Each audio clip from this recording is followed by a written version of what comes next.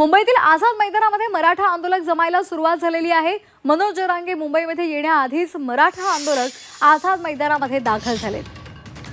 आताची महत्त्वाची बातमी, आझाद मैदानामध्ये आंदोलक जमायला सुरुवात झालेली आहे।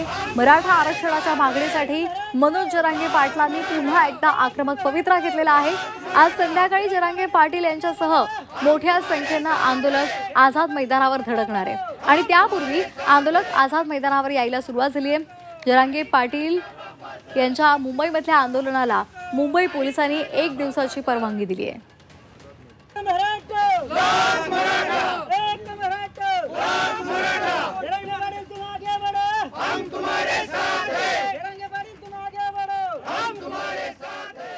तर या संदर्भातले अपडेट्स आपण घेणार आहोत। जुन्नरमधून आपल्यासोबत जोडले गेलेले आहेत आमचे प्रतिनिधी विशाल करोळे आणि मुंबईमधल्या आझाद मैदानामधून जोडल्या गेलेले आहेत आमच्या प्रतिनिधी सीमा आढे। सुरुवातीला आपण जुन्नरमध्ये जाणार आहोत। जुन्नरमध्ये विशाल, काय सध्याची स्थिती पाहायला मिळते, वातावरण पाहायला मिळते, कारण जुन्नरमध्ये जंगी स्वागत मनोज जरांगे पाटलांचं करण्यात आलंय। अगदी खरं आहे, फक्त जुन्नरमध्ये नाही तर जरांगे पाटील काल आंतरवाली सराटीपासून निघाले आणि तो पासून तर जुन्नरपर्यंत ठिकठिकाणी त्यांचं स्वागत करण्यात आलं। निर्धारित वेळेनुसार काल संध्याकाळी 6 ते 7 वाजता ते जुन्नरला पोहोचणं अपेक्षित होतं, मात्र आज सकाळी 6 वाजता ते पोहोचले। संपूर्ण रात्र रस्त्यावर त्यांचे स्वागत सुरू होतं। प्रचंड मोठा प्रतिसाद जरांगे पाटलांच्या या आंदोलनाला मिळतोय। त्यांनी घेतलेली भूमिका आता लोकांना पटते असं चित्र दिसतंय। आरक्षण घेऊनच मुंबईवरनं परतणार अशा पद्धतीची ती भूमिका आहे आणि लोकांची सुद्धा तीच भूमिका आहे आणि त्यामुळे आता मोठ्या संख्येनं हे भगवं वादळ मुंबईकडे निघाले असं आपण म्हणू शकतो। जरांगे पाटील आता जुन्नरला पोहोचलेले आहे आणि थोड्याच वेळात शिवनेरी गडावर ते जाणार आहेत।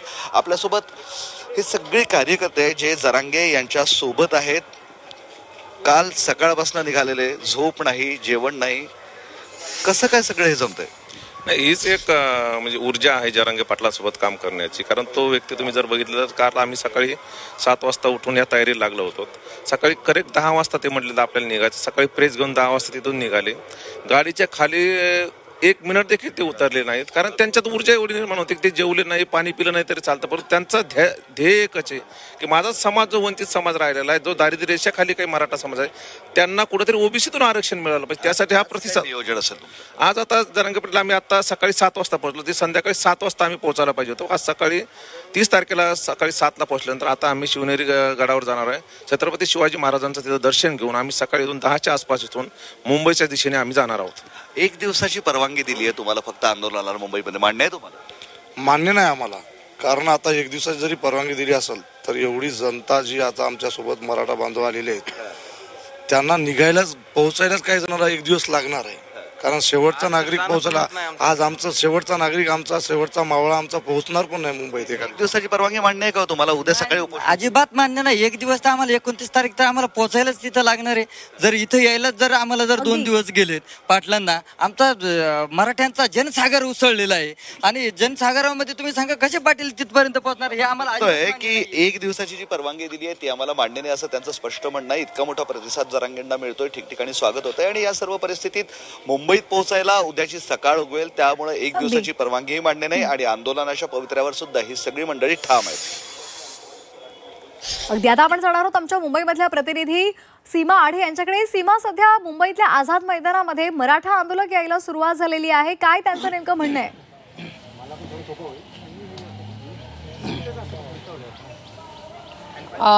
नक्की श्वेता, खरं तर मनोज जरांगे पाटील यांच्या नेतृत्वाखाली मुंबईमध्ये होणाऱ्या आंदोलनाला मुंबई पोलिसांनी 1 दिवसाची परवानगी दिलेली आहे। मात्र जे आंदोलक आहेत, जे आता मुंबईमध्ये दाखल होण्यास सुरुवात झालेली आहे, ते आंदोलक मात्र 1 महिन्याची तयारी करून मुंबईमध्ये धडकलेत। या टेम्पोमध्ये पुढील 1 महिन्याचं रेशन घेऊन आंदोलक या ठिकाणी आल्याचं सध्या आपण या दृश्यांच्या माध्यमातून पाहतोय, म्हणजे जेणेकरून आपल्याला आंदोलनादरम्यान कोणतीही समस्या होणार नाही याची काळजी आता आंदोलकांकडनं घेतली जाते। आपण म्हणजे प्रत्येक आंदोलनामध्ये, जरांगे पाटील यांच्या प्रत्येक आंदोलनामध्ये आंदोलक अशाच प्रकारे तयारी करून ठिकठिकाणी पोहोचतात। अगदी तशीच तयारी करून मुंबईमध्ये सुद्धा धडकलेत। फक्त 5 वाहनांना मुंबईमध्ये येण्याची परवानगी मुंबई पोलिसांनी दिलेली असताना असे मोठ्या प्रमाणात, मोठ्या संख्येने टेम्पो मुंबईमध्ये सकाळीच दाखल झालेत। काय काय घेऊन तुम्ही मुंबईमध्ये दाखल झालात? पूर्ण रेशन आम्हाला दिसतंय, सोबतच तांदूळ आहे, गॅस सिलेंडर आहे, शेगडी आहे।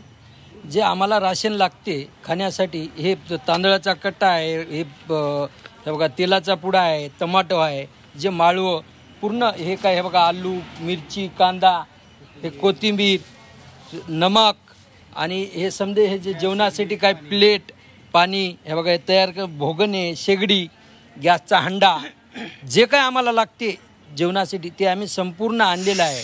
त्याला बनवाया 2 आचारी पण आणलेले आहेत आणि आंदोलनाला आंदोलन करतील तिकडे आचार्य स्वयंपाक बनवून ठेवतील असे आम्ही समजा तयार आलो. 1 महिन्याचं आम्ही राशन गावाकडूनच भरून आलो.